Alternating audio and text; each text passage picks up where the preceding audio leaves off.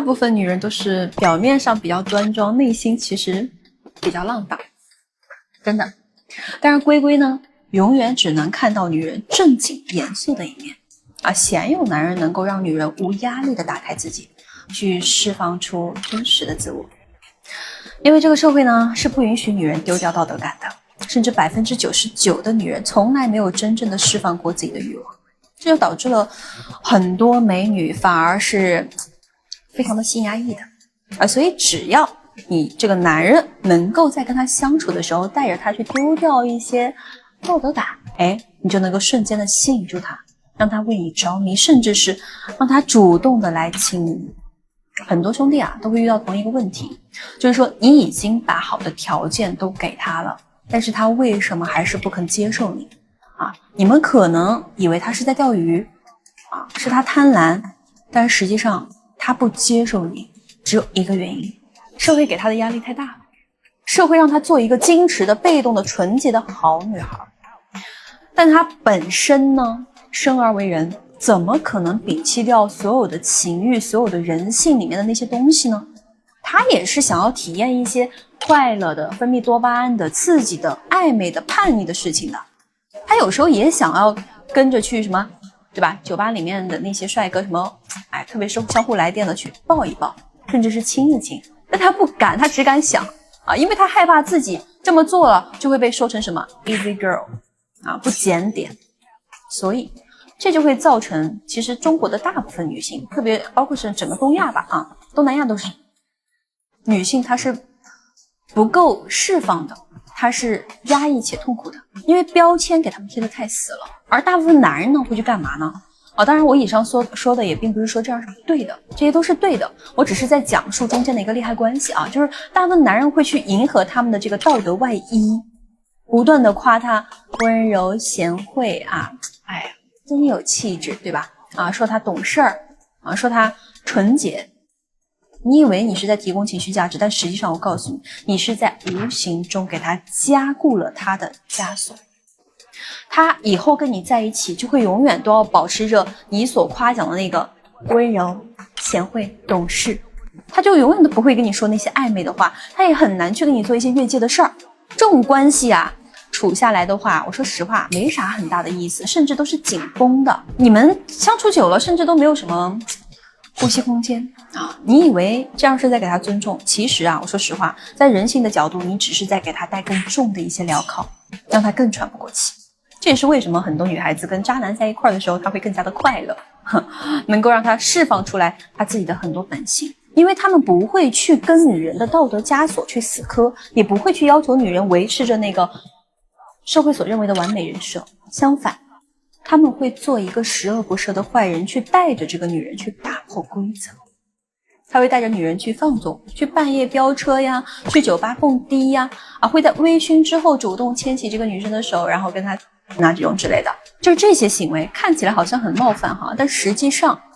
这些行为是在告诉这个女孩子，你完全可以大胆的去做自己，你可以去放纵，你可以不用去负责任啊，责任不在于你，而是我，因为是我带坏了你的呀。就比如说今天你们约完会了，这女孩子本来其实对你是有就是好感度是很有的，你当时想带她去微醺2杯，但是你如果问出口了，很容易被拒绝掉因为女孩子会觉得说她同意了你，好像就怎么样了一样，因为你俩已经有那个枷锁在了。但如果是一个坏男人，他就不一定会拒绝了我，他就是单纯想的是我要去放松一下。而且我说实话，坏男人会干嘛？直接都不会放他回去，一脚油门下去，一路杀到酒吧。那这个时候这个女生没办法了呀，嘴巴上说哎呀我想早点回家，但是呢乖乖的坐下微醺了2杯。而且整个过程这个女生她都是很开心的，她内心是快乐且期待的，她会对自己说什么我还是那个好女孩，她的道德观也会这样去灌输她会觉得说是因为这个男孩子强制我的，是他太霸道了我是被动的那一方，所以我是无罪的，我还是依然是一个纯情的小女孩。这种被动的处境就能够让女生在享受情欲的同时，完全规避掉内心的道德愧疚感。这就是跟我们中国女孩子相处的小窍诀。你让她变得更轻松了，她自然就会在你面前慢慢的展示出她野性的那一面心理学上有一个概念叫做面具焦虑，当我们戴着面具跟别人相处的时候，我们时刻都会担心面具掉下来，这个会很让人焦虑的。而坏男人却能够粗暴的把女生的那一层矜持的那种给它撕开啊，告诉她说，我不在乎你是不是这样的，你是不是完美的，我都接受，我甚至接受你所有的小心思，甚至我觉得你这些小心思还挺可爱的。那这个时候女生的面具焦虑它就会完全消失掉，它会产生一种哎呀我终于被看穿了，但同时被完全接纳的这种释怀感，就会让她去做回那个真实的自己。她会觉得在这个男人面前她真的不需要再演戏了，她可以去做那个有缺点有欲望甚至是真实的自己。这种深度的心理共鸣会产生极其强烈的情绪张力啊，就能够迅速的拉近两个人的关系距离，让女生在不知不觉当中交出主导权。我再给你们举个例子啊，也是非常常见的，就是比如说你喜欢的这个女孩子，她有一点点的虚荣啊，她喜欢被很多男生包围着的那种感觉，她甚至会这样因此而感觉到有优越感，又或者说她跟前任之间一直都会存在着一些拉扯。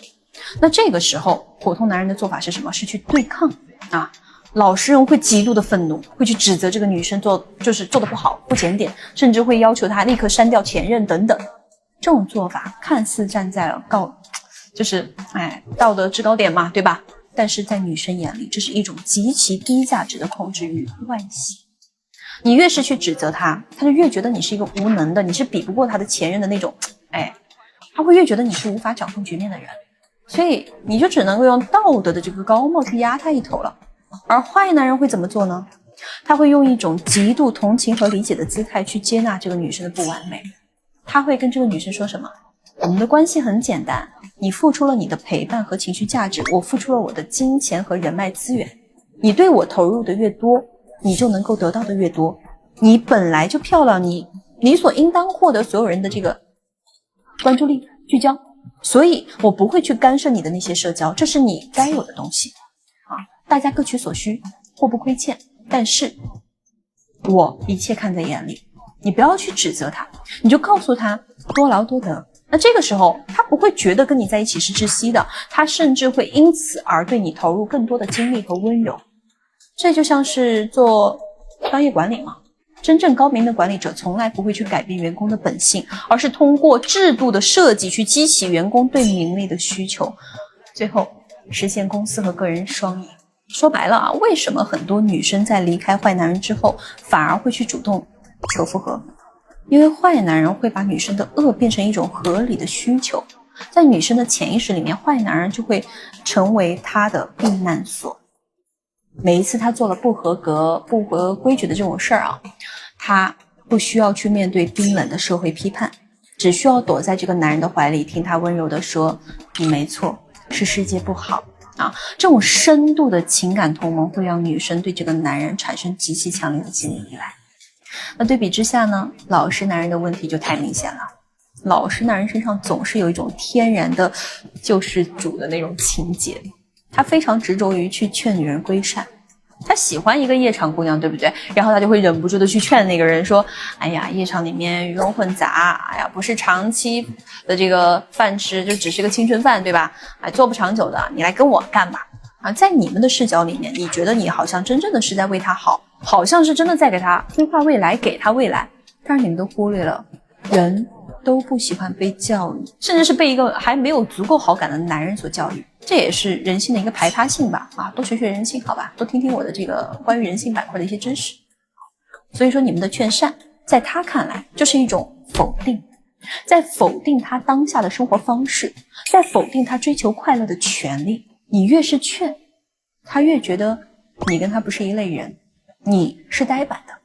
啊，你就像是一个只会碎碎念的老父亲一样，好像是在以为他好的名义去打压他啊，而不是一个能够带来激情的恋人，或者说带来那种舒适感的那种朋友都不至于，那他肯定不会接受你的呀。那换作是坏男人，同样是想要拉夜场女孩子上岸啊，但是坏男人他是不会去讲大道理的，他会怎么说？他会说，我有一个妹妹跟你差不多大，也是自己在外面打拼啊，你们年轻女生也挺不容易的，以后你的事儿呢，我就多上点心，好吧？全程没有去指责这个女生，也没有透露好感，但是潜台词已经非常明显了，我认可你，我愿意对你好，但是主动权在我手里，你只需要点头同意。而这种被认同的感觉，对于夜场女孩来说，她就会很容易让人上头。而且同时，夜场女孩子都会很介意别人会介意她的这个行业，所以就是有一种被人托举，有一种被人兜底的感觉，就会让她感觉很踏实。